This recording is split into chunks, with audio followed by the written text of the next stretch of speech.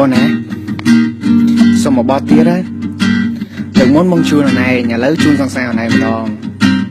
ឃើញសង្សារអណៃស្អាតពេកតែកុំខឹងបងណាព្រោះបងចូលចិត្តនិយាយត្រង់អូខេណា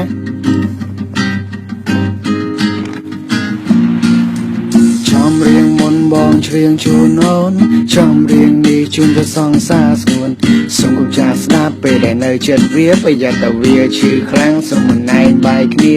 ចំរៀងមុនបងច្រៀងជូនអូនហើយចំរៀងនេះជូនទៅសង្សារស្ងួនសូមកុំចាស់ស្ដាប់ពេលដែលនៅចិត្តវាប្រយ័ត្នតែវាឈឺខ្លាំងសូមមិនណែនបែកគ្នាទៅសូមមិនណែនបែកគ្នាហើយសុំមិនណែនបែកគ្នាទៅសង្សារអូនមកចាស់ណាស់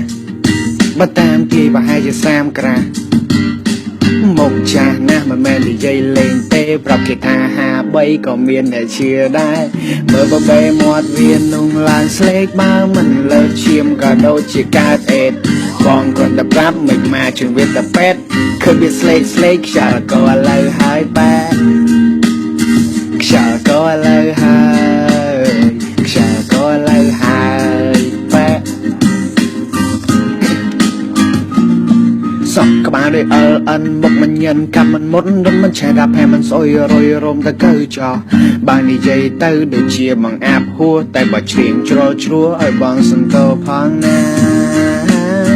សុំតោផងណាគ្មានបំណងទៅជា